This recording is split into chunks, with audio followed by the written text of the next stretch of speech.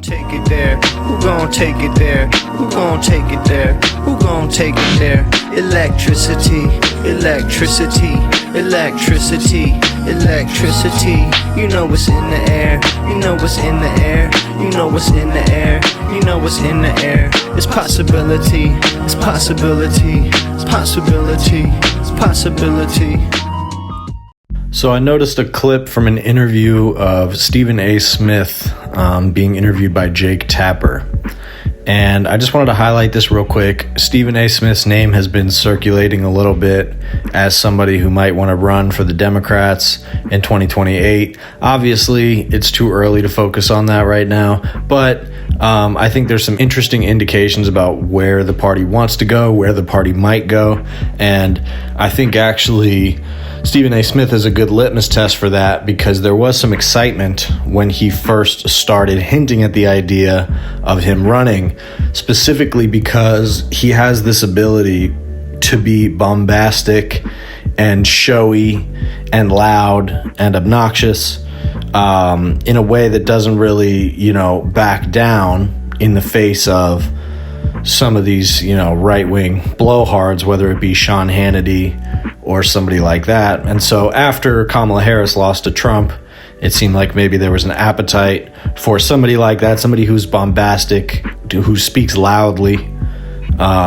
without much regard for like the substance of what he's saying. And so that's the main thing that I am noticing about Stephen A. Smith, that again, I think while it may seem insignificant at the moment, whether or not Stephen A. Smith will or won't run, it probably will flame out, and it's mostly seems to be fueled by his own ego at the same time. However, I do think there's something to the idea of somebody needs to come out of nowhere, right? Like based on the sort of the slate of Democrats that we have, or any candidate that would run outside of the Democratic Party, there's just really not a lot going on, and people are bored with the idea of politicians.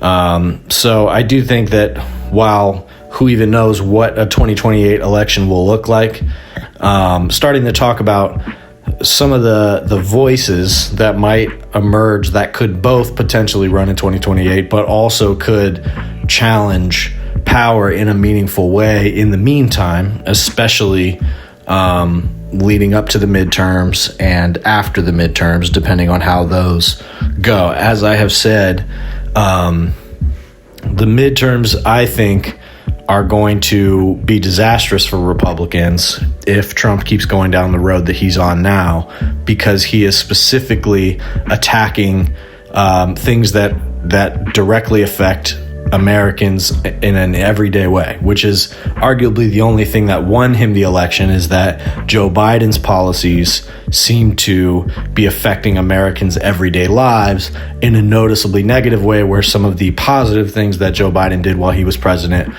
were not as readily apparent to the electorate. This is just a problem with politics in general, is that it is hard to craft policy that directly affects people in a positive way, but it is very easy to point to various problems that you might have in your life and say this is because of Joe Biden, whether it's gas prices or egg prices or whatever.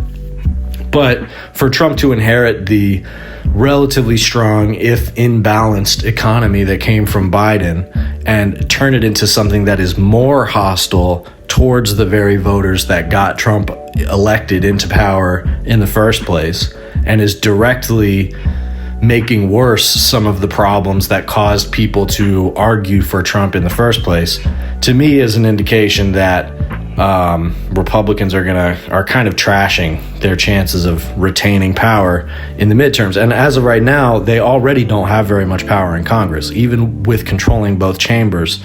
They're very tied up because of how slim their majority is in the House. So, if that's any indication, if their grip on things loosens anymore by the time the midterms come around, they're at least going to lose the House, and it could be worse for them.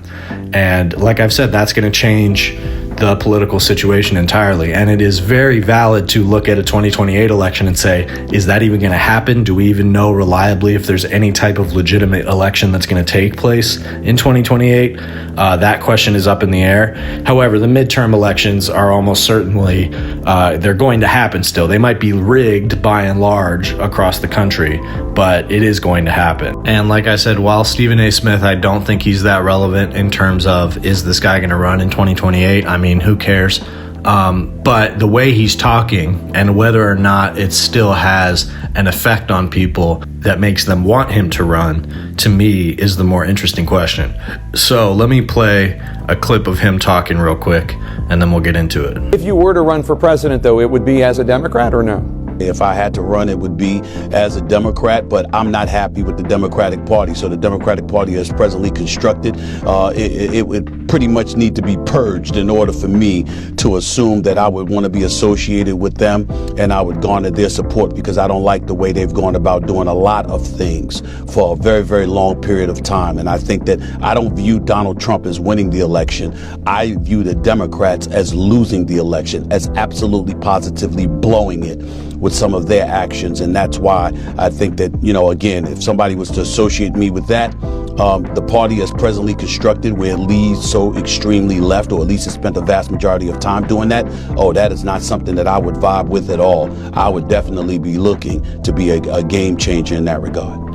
And there we are. So to me, this is pretty much completely disqualifying. I think Stephen A. Smith, when he first started talking about politics, people got excited because he showed some genuine interest in cutting through the Democratic Party's usual bullshit while also being able to appeal to some pretty specifically populist policy, talking about redistribution and about inequality. However, it seems like he made a shift where he decided that the right wing was a little bit more favorable to him, and he spoke with a couple right-wing figures, and I think some of the backlash that he got from that made him say to himself, well, if the left is going to punish me for talking to people like Ben Shapiro or whatever, or Charlie Kirk or whoever it was that he talked to, then I'm going to lean more to the right. And so that's been more so what he's been doing. And so again, he's an example of somebody who wants to break away from the sort of inertia of the Democratic Party, but is not grasping what it is that's causing that inertia in the first place, and is opting for the same mistake that Kamala Harris made. And Stephen A. Smith also recently said in an interview on Fox News that he's starting to regret his vote for Kamala Harris, or at least he hinted at that. And he, said that he would be more willing to lean in a pro-Trump direction if Trump can show that he can govern effectively. So, I mean, it should be clear to us all that Trump can't govern effectively by now. However, there's a lot of people out there who think Trump's style of quote-unquote leadership is effective because they just want to see somebody who is going to make demands and kind of stir the pot. And so that's mostly what I'm noticing about Stephen A. Smith, is that I don't think he's particularly well-informed. I think that he stays up to date on like the mainstream media circuit, like maybe one step below mainstream news commentators like Jake Tapper, where he exists in a slightly more independent but still pretty corporate media space. I was watching another clip of him where he was quoting Megyn Kelly as though she had some epic takedown of George Clooney and stuff like that. So it's just pretty elite commentary in a way, which I guess is just sort of what his background comes from. I hesitate to use that word because I think it's weaponized in an odd way. But, watching some of Stephen A. Smith's commentary, I do get that sense from it that it doesn't really, I think he has an urge to appeal to, whatever, the working class or the lower class, the people that seem to make a move towards Trump or to be more friendly towards Trump and to have moved away from the Democrats. And, there's some data that kind of supports that, but really what we saw in this most recent election was a collapse of support for Democrats among those people rather than some kind of major shift towards Republicans and people that were going to vote Democrat or might have voted Democrat. So in other words, people like Stephen A. Smith are making the same mistake that Kamala Harris made, which is chasing the wrong voters and chasing the wrong element of the Democratic Party. And when Stephen A. Smith says, oh, the wokeness, and that's what's going too far, and that's my problem that I have with the Democratic Party, there's really just not much meat on the bone left once you abandon. Like, how many issues are you going to abandon because it can effectively be called woke by the right wing?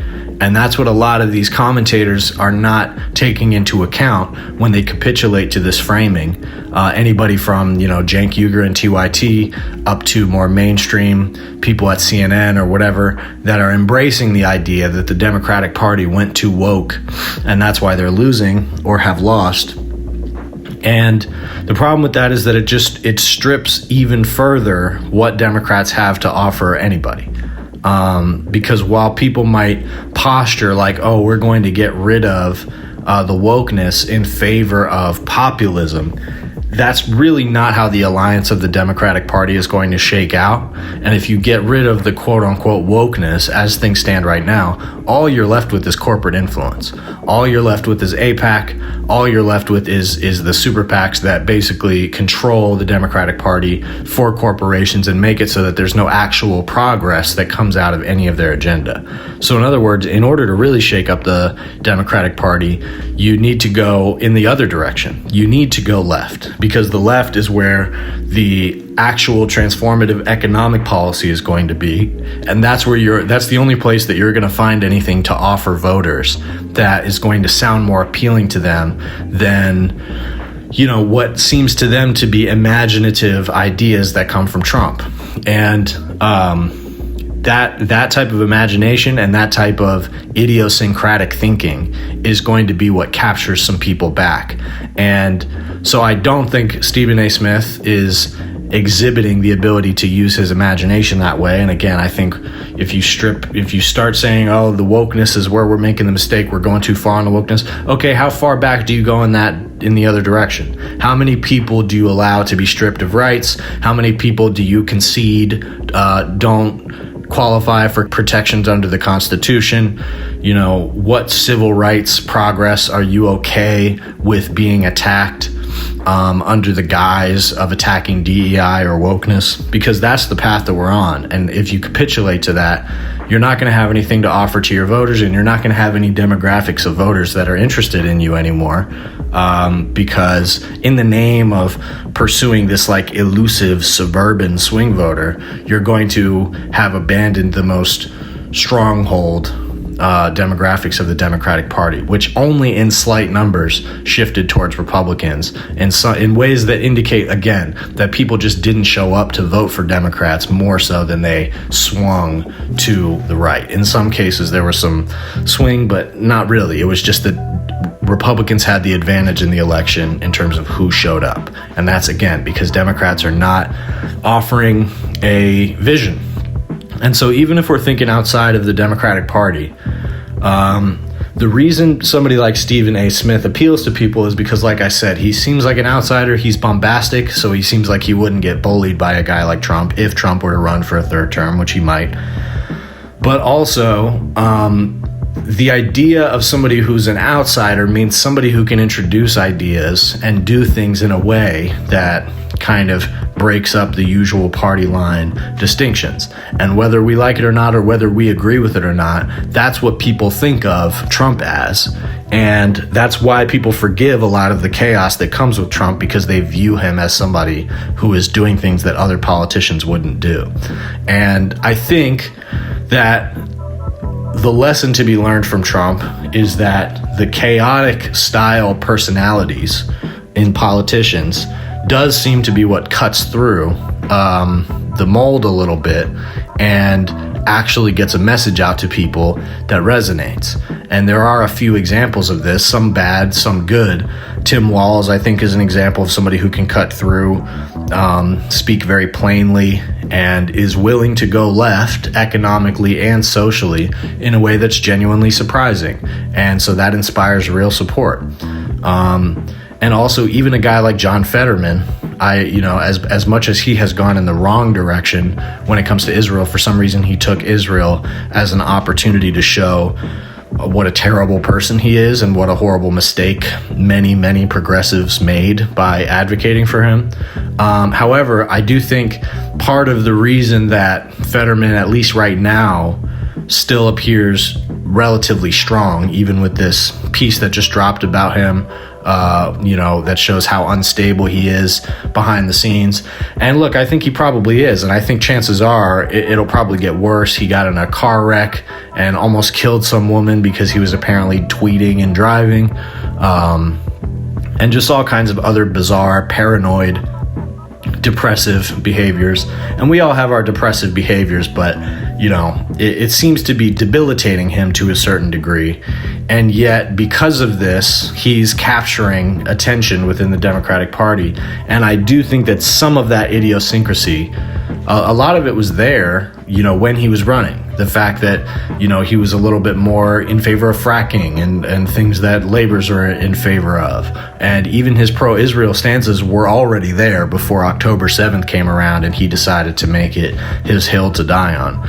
So my point is that we may, whether we're talking about within the Democratic Party or outside of the Democratic Party with independent candidates that, in some kind of Labor Party or some other third party option, we're probably going to have to get used to the idea of embracing some kind of idiosyncratic character who brings different policies to the table in an unusual and non-traditional way. Because for better or worse, that seems to be what captures the attention of a broader swath of Americans, so that, people that are listening to this podcast who are in a little bit more of a niche left position on the spectrum,